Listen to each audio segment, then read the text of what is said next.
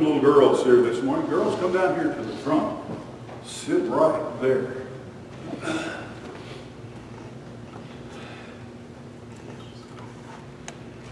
Got a lot of sun on your face. Been at the beach? You know what I like best about the beach? It's staying to the room, going up in the room and waiting for everybody to come with grit and sand all over. Going out to eat. I hear a baby crying. Were Winston and Roxy and Annabelle, Clarabelle, Annabelle, she kind of wanted to make friends with me this week, but I shut the door. Yes, you did. Well, I'm glad you made it safely back. Now, I don't know what all the rest of our congregation, they may just have to work all the time and never get to go any place, do anything. But I hope everybody gets a chance to kind of be with family and friends, or some time off or alone, or some time to where you don't have anything where you just have to do. Some lovely, it looks like some sun dresses that you have on, or at least dresses that are filled with sunshine, it looks like to me. I'm glad to have you back at home again. I have a deck of cards here. Today I'm going to be preaching in the sermon about the time when Jesus took a little boy's lunch. That little boy had 5 barley loaves, a little bitty, kind of like biscuits or buns probably, and he had 2 fish. 5 barley loaves and 2 fish. And Jesus had been preaching to a crowd of thousands of people at that time. And he told the disciples to feed all those people. They thought, what? And he took that little boy's lunch and he fed all of those people. I've actually been to the little village where that happened. It's called Tabgha. Tabgha. That word is not mentioned in the Bible, but thousands and thousands of people go there every year because they're still talking about Jesus feeding all of those people with just a little bit of food. There's a church there that has a mosaic tile floor, and in the middle of that floor, made out of tiles, is a picture of a basket that has 5 loaves and 2 fish in it. And so that church is very old. It's not as old as the time of Jesus. But, you know, there are many things I have done in my life, but thousands of years from now, nobody's going to be talking about it at all. So when I think of that story in the life of Jesus, I think of this card trick. Watch this. It's called the 6-card repeat.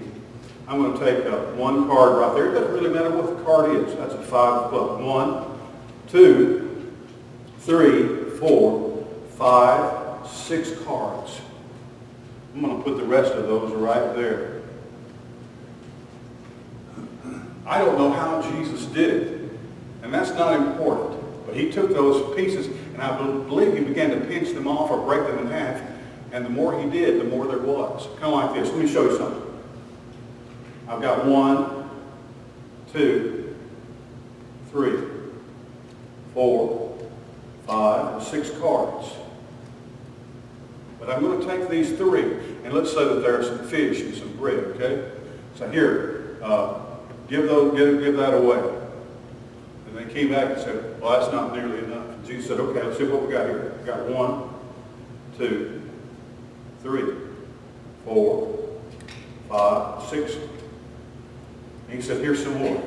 Take this fish and this bread over to those people right over there. They look hungry. That's still not enough. There's thousands of them. 1, 2, 3, 4, 5, 6. Jesus said, we still got a lot of people to feed. And he fed them. 1, 2, 3, 4, 5, 6. He said, okay, there's some people back here. Give them some bread and fish over there. They look hungry. You know, Jesus just continued to do that.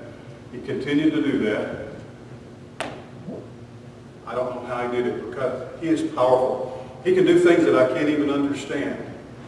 And he just kept on giving away fish, and they said, you mean there's more? And that little boy said, boy, that was a big lunch. Whatever you have in your life, even if it's just a small little bit of something or anything that you give to Jesus and say, here, you can have this, you can use this. Do whatever you want to with this. he could do wonderful things with it that you and I can't even imagine. He did a wonderful thing that day, and people are still talking about it. They're still going there to see it. When we were there, I've been twice to the land where Jesus lived, and every time I go there, there are just hundreds and hundreds of people. They're everywhere, and they're talking about something that happened so long ago. They're still talking about it. He fed all those people. That's the kind of person Jesus is. He's so very real.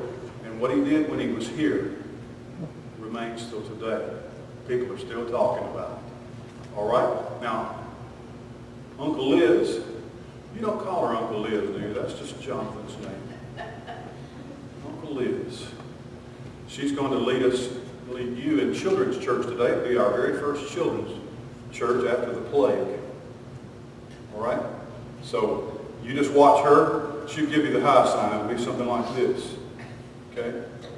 When she does that, you'll know, time for children's church, and y'all can jump up and go, and you'll have your own very special church. All right? Thank you. It's so good to see you. I love you. Go back and be with me. And don't cry because Harper did.